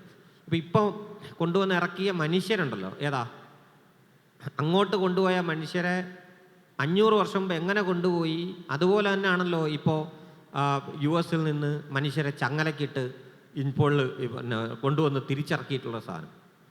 അപ്പോൾ നയതന്ത്രം എന്ന് പറയുന്ന ഒരു സംഗതിയിലും മനുഷ്യൻ്റെ കാലത്തിൽ നിങ്ങളുടെ വസ്ത്രങ്ങളിൽ വ്യത്യാസം ഉണ്ടായിട്ടുണ്ടാവാം, മറ്റുണ്ടാക്കണം. മാനസിക തലത്തിലൊന്നും ഒരു വ്യത്യാസവും ഇല്ല എന്നുള്ള കാര്യത്തിൽ നിന്ന് നമുക്ക് വളരെ വ്യക്തമായിട്ട് പഠിക്കാം. ഇവിടുന്ന് ചങ്ങലക്കിട്ട് അവിടെ കൊണ്ടുപോയ മനുഷ്യരെ കൊണ്ടുപോയത് പോലെ തന്നെയാണ് മനുഷ്യർ. അതിർത്തി ഭേദിക്കുക എന്ന് പറയുന്നത് ഒരു ഇതൊന്നുമല്ല. ഇത് ഭൂമി അല്ല പ്രപഞ്ചത്തിൻ്റെ അതിർത്തിയല്ല, മനുഷ്യരുണ്ടാക്കി വെച്ചിരിക്കുന്ന രാഷ്ട്രീയ അതിർത്തികളാണ്. അത് ജീവിക്കാനും മെച്ചപ്പെട്ട ജീവിത സൗകര്യത്തിന് വേണ്ടി ആരെല്ലാം ശ്രമിച്ചാലും ലംഘിച്ചുകൊണ്ടേയിരിക്കും. അപ്പോൾ നമ്മൾ അതിൻ്റെ അകത്തുനിന്നുള്ള അപക്വതയെ ഒരു ഭരണകൂടം അല്ലെങ്കിൽ ഭരണാധിപന്മാർ കാണേണ്ട പക്വത എന്നുള്ള നിലയ്ക്കാണ് നമ്മളിതിലുള്ള ഏറ്റവും മികച്ച അല്ലെങ്കിൽ ഏറ്റവും ഇതായിട്ടുള്ള ആൾക്കാരെന്നുള്ള നിലയ്ക്ക് നമ്മൾ മുകളിലേക്ക് നമ്മൾ കൊടുക്കുന്നത്. നമ്മുടെ ഇവർ ഭരിച്ചോളും, ഇവർ അതിനുള്ള യുക്തിക്ക് അനുസരിച്ചും പുതിയൊരു കാലത്തെ സ്വപ്നം കണ്ടുകൊണ്ടും നമ്മളെ നയിക്കുമെന്നുള്ള ധാരണയിലാണ്. പക്ഷേ ഇത് വീണ്ടും ചങ്ങലക്കിട്ട് കൊണ്ടുവരികയും ഇതിനെതിരെ നയതന്ത്രപരമായി പറയാനായിട്ടുള്ള വൈഷമ്യങ്ങൾ ഭരണകൂടങ്ങൾ അത് അനുഭവിക്കുന്ന ഭരണകൂടം കാണിക്കുകയും ചെയ്യുന്നു എന്നുള്ളത് ഈ നയതന്ത്രപരമായിട്ടുള്ള തടസ്സങ്ങളും വ്യാപാരങ്ങളും ഇതിൻ്റെ ഇടയിൽ കിടക്കുന്നുണ്ട്. മനുഷ്യൻ അടിത്തട്ടിലേക്ക് പോകുന്ന കാഴ്ച എക്കാലത്തേക്കും ഉള്ള പുസ്തകം. ഇതൊരു 500 വർഷം കഴിഞ്ഞു കഴിഞ്ഞാലും ശരി, ഈ പുസ്തകത്തിലും ഈ 1000 വർഷം മുമ്പ് നടന്ന അതേ കഥ തന്നെ ആയിരിക്കും ഇനിയും എന്നുണ്ടെങ്കിൽ അത് ഈ മനുഷ്യകുലത്തിൻ്റെ മുന്നോട്ടുള്ള യാത്ര വളരെ ദയനീയമായ യാത്രയാണെന്ന് മാത്രമേ പറയാനായിട്ട് പറ്റുകയുള്ളൂ എന്നാണ് എനിക്ക് തോന്നുന്നത്. കഴിഞ്ഞ വർഷം ഇതുപോലൊരു വേദിയിൽ എന്നോടൊപ്പം ഉണ്ടായിരുന്നത് നമ്മുടെ പ്രിയപ്പെട്ട എഴുത്തുകാരൻ ബി മുരളിയാണ്. നിങ്ങൾക്കറിയാം, അദ്ദേഹം വലിയൊരു രോഗം ബാധിച്ച് ആശുപത്രി കിടക്കയിലാണ് എന്ന്. മുരളിയുടെ ഒരു കഥ ഞാൻ ഓർക്കുകയാണ്. കാലൻ ചരിത്രം എന്നാണ് ആ കഥയുടെ പേര്. വളരെ ചെറിയ കഥയെന്ന് വിളിക്കാൻ പറ്റാത്ത മുരളിയുടെ കൗതുകമുള്ള കുറിപ്പുകളിലൊന്ന് സമ്പൂർണ്ണ സമാഹാരത്തിലുള്ളതാണ്. ഞാനതൊന്ന് വായിക്കാം. സഞ്ചിയും കക്ഷത്തു വെച്ചുകൊണ്ട് പച്ചക്കറിയും മത്തിയും വാങ്ങിക്കാൻ ഞാൻ ചന്തയിലേക്ക് പോകുന്ന ഈ വഴിയിലൂടെയാണല്ലോ മാർത്താണ്ഡവർമ്മ 8 വീട്ടിൽ പിള്ളമാരെ ഇട്ടോടിച്ചതെന്ന് ഓർക്കുമ്പോഴാണ് കാലത്തിൻ്റെ ഒരു മിടുക്ക് അംഗീകരിച്ച് പോകുന്നത് എന്ന്. നമ്മൾ സഞ്ചരിക്കുന്ന പാതകൾ ഒരു കാലത്ത് രാജപാതകളായിരുന്നുവെന്നും നമ്മൾ കാണുന്ന കാഴ്ചകൾ ഒക്കെ എത്ര വ്യത്യസ്തമായിരുന്നു അന്നത്തെ കാലമെന്നും ഒക്കെ ഓർമ്മിപ്പിക്കുന്ന ഒന്നാണ്. ഇന്ന് തിരുവനന്തപുരത്തെ പല വീതികളിലൂടെയും നമ്മൾ നടക്കുന്നതെങ്കിൽ കുറേ കാലം മുമ്പ് നമ്മളിൽ പലർക്കും അത്തരം വീതികളിലൂടെ നടക്കാൻ യാതൊരു അവകാശവും ഇല്ലാതിരുന്ന ഇടം കൂടിയാണ്. നമ്മൾ ഇത്തരത്തിലുള്ള ചരിത്രത്തിൻ്റെ ഇടങ്ങളിലൂടെ സഞ്ചരിക്കുമ്പോൾ പെട്ടെന്നൊക്കെ എപ്പോഴും ഓർമ്മിക്കുന്നത് ഞാൻ അതാണ്. അപ്പം ഞങ്ങളുടെ ഈ യാത്രയിൽ ഞങ്ങൾ ഫ്ലോറൻസിൽ പോയി. ഫ്ലോറൻസ് എന്ന് പറയുന്നത് കലയുടെ കളിത്തൊട്ടിൽ എന്ന് വിളിക്കാവുന്ന വളരെ ഇപ്പോഴും ഏറ്റവും മനോഹരമായ സ്ഥലങ്ങളിൽ ഒന്നാണ് ഫ്ലോറൻസ്. അന്ന് ആ നഗരത്തെ അടക്കി ഭരിച്ച മെഡിച്ചി ഫാമിലി, ആ കുടുംബത്തിൽ നിന്ന് തന്നെ 4 മാർപ്പാപ്പമാരുണ്ടാകുന്നു. അതിലൊരു ലിയോ 10 മാർപ്പാപ്പയ്ക്ക് വേണ്ടിയാണ് ഈ ആനോയെ കൊണ്ടുപോകുന്നത്. അദ്ദേഹത്തിൻ്റെ, അതായത് ഈ മെഡിച്ചി ഫാമിലിയുടെ സേവകരെന്നോ അല്ലെങ്കിൽ അവിടുത്തെ പ്രധാനപ്പെട്ട ആൾക്കാരെന്നോ വിളിക്കാവുന്നവരായിരുന്നു റാഫേലിനെ പോലെ, മൈക്കലാഞ്ചലെ പോലെയുള്ള ആളുകൾ. അവരുടെ സഹായം കൊണ്ടാണ് ഇവർ ഈ ചിത്രങ്ങളൊക്കെ വരച്ചത്. റാഫേലാണ് യഥാർത്ഥത്തിൽ ഈ ആനയുടെ യഥാർത്ഥ ചിത്രം വരച്ച് ഇപ്പോൾ ബാക്കിയുള്ളത് റാഫേലിൻ്റെ ചിത്രമാണ്. അപ്പോൾ നമ്മൾ ഇവിടെ പോകുമ്പോൾ സാന്താക്രൂസ് ദേവാലയത്തിൽ പോകുമ്പോൾ നമുക്ക് മൈക്കലാഞ്ചലോയുടെ ശവകുടീരം കാണാം, ദാമിജിയുടെ ശവകുടീരം കാണാം, ദാന്തയുടെ ശവകുടീരം കാണാം, ഗലീലിയോയുടെ ശവകുടീരം കാണാം. നമ്മളൊരു കാലത്ത് അല്ലെങ്കിൽ നമ്മളിപ്പോഴും വളരെ അത്ഭുതത്തോടു കൂടി നോക്കിക്കാണുന്ന മനുഷ്യരെയൊക്കെ ഒരേ കാലത്ത് കണ്ട ഒരാനയുടെ പിന്നാലെയാണല്ലോ നമ്മളിങ്ങനെ പോകുന്നത് എന്ന് പറയുന്ന ഒരു വലിയ അത്ഭുതം നമുക്കുണ്ട്. ഇപ്പോൾ ഈ ചോദ്യം ചോദിച്ചു തുടങ്ങിയപ്പോൾ ലിജീഷ് ചോദിച്ചത് ഗാമയുടെ ശവകുടീരത്തിൽ കയറിയിരുന്ന് മൂത്രമൊഴിക്കാൻ നിങ്ങൾക്ക് തോന്നിയോ എന്നാണ്. തോന്നിയാലും സാധ്യമാകാത്ത വിധം അയാൾ ആ ദേശത്തിന് വലിയ വീരപുരുഷനാണ്. നമുക്കാണ് അയാൾ ക്രൂരനെങ്കിൽ അവിടുത്തെ ജെറോമിയസ് മ്യൂസിയത്തിൻ്റെ ഉള്ളിലാണ് അദ്ദേഹത്തെ, സന്യാസി മഠത്തിൻ്റെ ഉള്ളിലാണ് അദ്ദേഹത്തെ അടക്കിയിരിക്കുന്നത്. കാണാൻ വേണ്ടി ഏതാണ്ട് 2 മണിക്കൂർ നീളുന്ന ക്യൂ നിന്നിട്ടാണ് ഞങ്ങൾ അദ്ദേഹത്തിൻ്റെ ശവകുടീരം കാണാൻ വേണ്ടി അത്രയധികം ആളുകൾ അദ്ദേഹത്തെ കാണാൻ വേണ്ടി ഇങ്ങനെ ക്യൂ നിന്നുകൊണ്ടിരിക്കുന്ന ഒരിടമാണ്. അവിടെ തന്നെ ഈ കടൽത്തീരത്തോട് ചേർന്ന് യുദ്ധ സ്മാരകം ഉണ്ട്. യുദ്ധസ്മാരകമല്ല, അതിൻ്റെ പേര് കണ്ടുപിടുത്തങ്ങളുടെ സ്മാരകം എന്ന് പറയുന്ന ഒരു വലിയ സ്മാരകം ഉണ്ടായിട്ടുണ്ട്. അതായത് അതിനകത്ത് രാജാക്കന്മാരുണ്ട്, മതപണ്ഡിതന്മാർ, കവികൾ, സമുദ്ര പരിവേഷകർ എന്നൊക്കെ പറയുന്ന വലിയ ആൾക്കാരുടെ വലിയ സ്തൂപങ്ങൾ കൊത്തിവെച്ചുള്ള ഒരു വലിയ സ്മാരകമാണത്. സത്യത്തിൽ അവർ ബഹുഭൂരിപക്ഷവും ഇന്ത്യയിലേക്കും മറ്റു രാജ്യങ്ങളിലേക്കും പോയി വലിയ കൊള്ളകൾ നടത്തുകയും കൊലപാതകങ്ങൾ നടത്തുകയും അതേ സമയത്ത് പോർച്ചുഗൽ എന്ന് പറയുന്ന രാജ്യത്തിന് വലിയ സമ്പത്ത് കൊണ്ടു കൊടുക്കുകയും ചെയ്ത ആളുകളാണ് എന്നുള്ളതാണ്. അപ്പോൾ നമ്മൾ കാണുന്ന ഒരു കാഴ്ചയല്ല അവരവിടെ നിന്ന് കാണുന്നു, അവരെ ആരാധിക്കുന്ന വിധം. പക്ഷേ കാലം ഇങ്ങോട്ട് മാറിക്കഴിഞ്ഞപ്പോൾ ഇവരൊക്കെ ഇങ്ങനെ സ്തൂപങ്ങളായി നിൽക്കുന്നത്, ആ കാഴ്ചയാണ് യഥാർത്ഥത്തിൽ നമുക്ക് ഭയങ്കര അത്ഭുതം. മുരളി എഴുതിയതുപോലെ കാലം മറിയുമ്പോൾ നമ്മളൊക്കെ ഇങ്ങനെ ആ തെരുവിലൂടെ നടക്കുന്നത് കാണുമ്പോഴുള്ള ഒരു കൗതുകമാണ് യഥാർത്ഥത്തിൽ ഈ യാത്രകളുടെയൊക്കെ പിന്നിലുള്ള ഏറ്റവും വലിയ കൗതുകം എന്ന് പറയുന്നത്.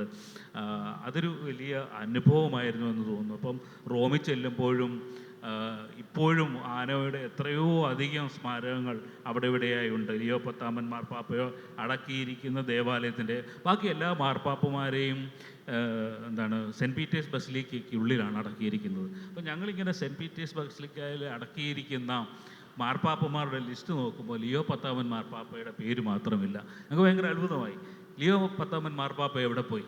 അവിടുത്തെ അച്ഛന്മാരോട് ചോദിക്കുമ്പോൾ പലർക്കും അറിയില്ല. അവസാനം നമ്മൾ അന്വേഷിച്ച് ചെന്നപ്പോൾ മാർപ്പാപ്പയെ മാത്രം, ഈ ലിയോ പത്താമൻ മാർപ്പാപ്പയെ അടക്കിയിരിക്കുന്നത് അദ്ദേഹത്തിന് സ്വന്തമായിട്ടുണ്ടായിരുന്ന മെഡിച്ചികളുടെ മറ്റൊരു ദേവാലയത്തിലാണ്. ആ ദേവാലയത്തിൽ പോയി ലിയോ പത്താമൻ മാർപ്പാപ്പയുടെ ശവകുടീരം കാണുന്നു. അതിൻ്റെ മുമ്പിലും ആനയുടെ ഒരു രൂപം കുത്തിവെച്ചിട്ടുണ്ട് എന്നുള്ളതാണ്. അന്നത്തെ ഇപ്പം പോർച്ചുഗലിൽ അന്നത്തെ രാജാവായിരുന്ന മാനുവൽ രാജാവിൻ്റെ ശവകുടീരത്തിൻ്റെ അടിയിൽ നമുക്ക് 2 ആനകളെ കാണാം. ആനകളുടെ രൂപത്തിന് മുകളിലാണ് അദ്ദേഹത്തിൻ്റെ ശവകുടീരം ഇരിക്കുന്നത്. ഞങ്ങൾ പോർച്ചുഗലിലെ വളരെ വിദൂരമായ ഒരു ഗ്രാമത്തിൽ പോയി. ആ ഗ്രാമത്തിലെ ദേവാലയത്തിൻ്റെ അൾത്താരയുടെ പിന്നിൽ ആനയുടെ രൂപം വരച്ച് ചേർത്ത് വെച്ചിട്ടുണ്ട് അന്നത്തെ കാലത്ത്. അങ്ങനെ സർവ്വ ഇടങ്ങളിലും ആനയുടെ ഒരു സാന്നിധ്യം ഉണ്ടായിരുന്നു എന്നുള്ളതാണ് ഞങ്ങളുടെ ഈ യാത്രയുടെ ഏറ്റവും വലിയ പ്രത്യേകത. കാലം കഴിഞ്ഞിട്ട് പിന്നീട് ഒരു 500 വർഷത്തിന് ശേഷം അതിൻ്റെ പിന്നാലെ സഞ്ചരിച്ചതിൻ്റെ കൗതുകം വളരെ അത്ഭുതാവഹമായിരുന്നു. അനേകം അറിവുകൾ, റോമൻ ചക്രവർത്തിമാർ നടന്നിട്ടുള്ള പാതകൾ, അന്നത്തെ ആനയെ കടത്തിക്കൊണ്ട് പോയ ഒരു പാലം ഒക്കെ ഞങ്ങൾ വളരെ വളരെ വിഷമം പിടിച്ചാണെങ്കിലും പോയി കണ്ടെത്താൻ കഴിഞ്ഞിട്ടുണ്ട് എന്നുള്ള, അങ്ങനെ എന്തുകൊണ്ടും വളരെ വിജ്ഞാനം പകർന്നു നൽകുന്ന, അറിവ് പകർന്നു നൽകുന്ന, പുതിയ ഉൾക്കാഴ്ച പകർന്നു നൽകുന്ന ഒരു യാത്രയായിരുന്നു ഇതെന്ന് വലിയ സന്തോഷത്തോടുകൂടി ഓർക്കുകയാണ്. നമ്മുടെ കുരുമുളക് കൊണ്ട് ഉണ്ടാക്കിയ പകിട്ടുകളെ കുറിച്ചൊക്കെ ഈ പുസ്തകത്തിനകത്ത് പറയുന്നുണ്ട്. മാത്രമല്ല, ഇവിടെ നിന്ന് കൊണ്ടുപോയ ആനയെക്കുറിച്ചും കണ്ടാമൃഗത്തിനെ കുറിച്ചും പറയുമ്പോൾ ഇവിടെ നിന്ന് കൊണ്ടുപോയ ചക്കയും മാങ്ങയും ഒക്കെ, ചക്കയായും മാങ്ങയായും ഒക്കെ ഇപ്പോഴും അവിടെ ഉണ്ട്. ആ പേരുകളിൽ തന്നെ അവിടെ ഉണ്ട് എന്നും എഴുതുന്നുണ്ട്. ഞാൻ ചോദിക്കുന്നതല്ല, നേരത്തെ കൊളംബോയിൽ നിന്ന് ആനകളെ കൊണ്ടുപോയ കഥ കഴിഞ്ഞ ചോദ്യത്തിൻ്റെ ഉത്തരത്തിനിടയിൽ ഇന്ദുവേട്ടൻ പരാമർശിച്ചിരുന്നു. അങ്ങനെ ഒരു കഥ സരമാഗുവിൻ്റെ പുസ്തകത്തിനകത്തും ഉണ്ട്. സരമാഗു പക്ഷേ നമ്മുടെ ആനക്കുട്ടിയെ കണ്ടില്ല. നമ്മുടെ പയ്യനെ കാണാഞ്ഞതിന് നന്ദി എന്നും ഇതിനകത്ത് എഴുതുന്നുണ്ട്. അങ്ങനെ തോന്നുന്നുണ്ടോ? കണ്ടിരുന്നെങ്കിൽ എന്ന പേടി ഉണ്ടായിരുന്നു? അല്ല, അത് വളരെ രസകരമായ ഒരു ചോദ്യമായിരുന്നു. സാരമാഗോയുടെ ഫൗണ്ടേഷനിൽ പോകണം എന്നുള്ളത് ബെന്നിയുടെ പ്രധാനപ്പെട്ട ഒരാഗ്രഹമാണ്. ബെന്നി എല്ലാ സ്ഥലങ്ങളിലും പോയാൽ ആ സ്ഥലത്ത് ചെന്നിട്ട് അവിടുത്തെ റൈറ്റേഴ്സിനെ ഇങ്ങനെ അവരുടെ ശവകുടീരങ്ങൾ, ഓർമ്മകുടീരങ്ങളിൽ ചെന്ന് ആദരിക്കുന്ന ഒരു പതിവുണ്ട്. അത് മാത്രമായിരുന്നു ഈ യാത്രയിൽ ബെന്നിക്കുണ്ടായിരുന്ന ഒരേ ആവശ്യം. അത് ഞങ്ങളുടെ പുസ്തകവുമായി തന്നെ ബന്ധിച്ച് കിടക്കുന്നതെന്നുള്ളത് വളരെ വിചിത്രവുമായിരുന്നു. കാരണം എന്തെന്ന് വെച്ചാൽ, നമ്മുടെ ആനോയെ കൊണ്ടുവന്നതിന് ശേഷം 50 വർഷത്തിന് ശേഷം കൊളംബോയിൽ നിന്ന് കൊണ്ടുപോയ സുലൈമാൻ എന്ന് പറഞ്ഞിട്ടുള്ള ഒരു ആനയുടെ കഥയാണ് പിൻകാല നോബൽ സമ്മാനം ജേതാവായ യോസെ സരമാഗു പിന്നെ ആനയുടെ സവാരി എന്നുള്ള പേരിൽ ഒരു നോവലാക്കി ഇറക്കിയത്. അത് പിന്നെ ഒരു വെനീസിലുള്ളൊരു ഡ്യൂക്കിന് ഇത് കൊണ്ടുപോകുന്നതായി ബന്ധപ്പെട്ട് നമ്മുടെ യാത്രാപാതയുമായി യാതൊരു ബന്ധവുമില്ല. അതിനത്രയും ചരിത്ര പ്രാധാന്യമില്ല, ഒന്നുമേ ഇല്ല. പക്ഷെ എന്തുകൊണ്ട് പോർച്ചുഗീസുകാരനായ അദ്ദേഹം ഇതിനേക്കാൾ എത്രയോ ചരിത്രപരമായ ഗ്രാഹ്യമുള്ള ആനോയുടെ കഥ അദ്ദേഹത്തിൻ്റെ ശ്രദ്ധയിൽപ്പെട്ടില്ല എന്നുള്ളത് വളരെ വിചിത്രമായത്. അതിൻ്റെ പ്രധാന കാരണം 1962 ആണ് ഈ ആനയുടെ അവശിഷ്ടങ്ങൾ വത്തിക്കാനിലെ ബെൽദേവ്യൂ ചത്തുരത്തിൽ നിന്ന് അവിടെ ഒരു ലൈബ്രറിക്ക് വേണ്ടി കുഴിച്ചപ്പോഴത്തേക്ക് ഉയർന്നു വന്നത്. അപ്പോൾ അതിനുശേഷം ഒരു അമേരിക്കൻ ക്യൂറേറ്റർ, പ്രധാനമായ അമേരിക്കൻ ക്യൂറേറ്ററായിട്ടുള്ള Silvio Bedini the pope's elephant എന്ന് പറഞ്ഞിട്ടുള്ളൊരു പുസ്തകം എഴുതിയതിനാണ് ഞങ്ങളുടെ അടിത്തറ എന്ന് പറയുന്ന ഒരു സംഗതി. അദ്ദേഹം വത്തിക്കാൻ ലൈബ്രറി മൊത്തം അരിച്ചു പറക്കിയിട്ടാണ് ഇത് പഠിച്ചിട്ടാണ് ഈ പുസ്തകം ഇറക്കിയത്. പക്ഷേ ഈ പുസ്തകവും 2000-ൻ്റെ തുടക്കത്തിൽ ഇറങ്ങിയെന്നുണ്ടെങ്കിൽ പോലും 90-ൻ്റെ അവസാനമൊക്കെ ഇറങ്ങിയെങ്കിൽ അദ്ദേഹം ഒരു ഗവേഷണ പുസ്തകമായിട്ടൊക്കെ പ്രസിദ്ധീകരിച്ചെങ്കിൽ പോലും ഇതൊന്നും ഒരുപക്ഷെ സരമാഗോവിൻ്റെ ശ്രദ്ധയിൽ പെട്ടിട്ടുണ്ടാവില്ല ഒരുപക്ഷെ. ഞങ്ങൾ ചെന്ന യാത്രയിൽ വളരെ വിചിത്രമായിരുന്നു. കാര്യം എന്ന് വെച്ചാൽ, ഒന്ന്, സരമാഗോവിൻ്റെ ഫൗണ്ടേഷൻ നിൽക്കുന്ന കെട്ടിടം എന്ന് പറയുന്നത് ഏറ്റവും ശക്തനായ പോർച്ചുഗീസ് ഗവർണറായിരുന്ന ആൽബുക്കർക്കിൻ്റെ മകൻ നിർമ്മിച്ച കെട്ടിടമാണ്. ഈ മകൻ ഒരു പ്രധാന കഥാപാത്രമായി ആനോ എന്നുള്ള നോവലിൽ വരുന്നു എന്നൊക്കെ ഞങ്ങൾക്ക് വളരെ വളരെ കൗതുകകരമായ സംഗതിയായിട്ടാണ് ഫീൽ ചെയ്തത്. അദ്ദേഹത്തിൻ്റെ കുടുംബത്തിന് വളരെ വലിയ സ്വത്ത് ലിസ്ബണിലും പരിസരത്തും ഒക്കെ ഉണ്ട്. അത് ഉണക്കമീൻ കച്ചവട വ്യാപാര കേന്ദ്രമാക്കി മാറുകയൊക്കെ തിരിഞ്ഞു വന്നെങ്കിലും അവസാനം അത് പിന്നെ ഒരു സാരമാഗോൻ്റെ ഫൗണ്ടേഷൻ്റെ ആൽബമായിട്ട് വന്നു. അതിന് വലിയ കഥ എൻ്റെ അടുത്ത് പറയാനുണ്ടെന്ന് വെച്ചാൽ, വടക്കൻ ആഫ്രിക്ക മൊത്തം ചുട്ട് കരിച്ച് വംശീയ ഹത്യയുടെ അങ്ങേയറ്റം നടത്തി ചെയ്ത ആൽബുക്കർക്ക് പിൻകാലത്ത് അദ്ദേഹത്തിൻ്റെ വാർദ്ധക്യത്തിലേക്ക് കടക്കുമ്പോൾ തനിക്കൊരു മകൻ, അന്ന് ഈ കൊണ്ടുപോയ കിട്ടുന്ന കാശിൻ്റെ ഇത്ര % അന്നത്തെ ഗവർണർക്കും പ്രധാന കപ്പിത്താന്മാർക്കും ഉണ്ട്. അപ്പോൾ ആ നിലയ്ക്ക് വലിയ സമ്പന്നനായിരുന്ന ആൽബുക്കർക്കിന് മക്കളില്ല. അങ്ങനെ ഇരിക്കുകയാണ് ഇദ്ദേഹം കാണുന്നൊരു കറുത്ത ചപ്പിയ മൂക്കുണ്ടെങ്കിലും തന്നെപ്പോലെ തനിക്ക് രൂപസാദൃശ്യമുള്ള ഒരു പയ്യനെ ആൽബുക്കർക്ക് കാണുക. അപ്പോൾ ഏത് തരത്തിലുള്ളൊരു വംശത്തിനെയാണോ ഇല്ലായ്മ ചെയ്യാൻ ശ്രമിച്ച ആ വംശത്തിൽ നിന്ന് അയാൾ പിടിച്ചുകൊണ്ട് വന്ന ഒരു അടിമ സ്ത്രീയിൽ അയാൾക്കൊരു മകനുണ്ടായി വരികയാണ് ചെയ്യുന്നത്. അത് ചരിത്രത്തിൻ്റെയും കാലത്തിൻ്റെയും ഒക്കെ ഭയങ്കരമായ തിരിച്ചടികളാണ്. അപ്പോൾ അദ്ദേഹത്തിൻ്റെ അടുത്ത് അദ്ദേഹം ഈ മകനെ പിന്നെ തൻ്റെ അനന്തരാവകാശിയായി സ്വീകരിക്കാൻ നിർബന്ധിതനാകും. അപ്പോൾ അദ്ദേഹത്തിൻ്റെ അടുത്ത് ചെന്ന് ചോദിച്ചപ്പോഴത്തേക്ക് ഈ പയ്യൻ്റെ അടുത്ത് നിന്ന് ചോദിച്ചു, പിന്നെ നിനക്ക് നാവിക പടയിൽ ഏത് സ്ഥാനം വേണമെന്ന് പറഞ്ഞു വേണ്ട, എനിക്ക് എൻ്റെ അച്ഛൻ്റെ പോലെ അങ്ങനെ ഉള്ളൊരു യുദ്ധവും കലാപത്തിൻ്റെയും ആളാവണ്ട, എനിക്കൊരു ചരിത്രകാരനാവാനാണ് ആഗ്രഹം എന്ന് പറഞ്ഞാൽ ആ മനുഷ്യൻ്റെ പേരിൽ അദ്ദേഹം വാങ്ങിച്ച സംഘത്തിലാണ് ഈ പിന്നെ സരമാഗോവിൻ്റെ ഫൗണ്ടേഷൻ വർക്ക് ചെയ്യുന്നെന്നുള്ളത് വലിയ കാലത്തിൻ്റെ ഒരു വലിയ ഇതായിട്ട് ഞങ്ങൾക്ക് ഫീൽ ചെയ്തു.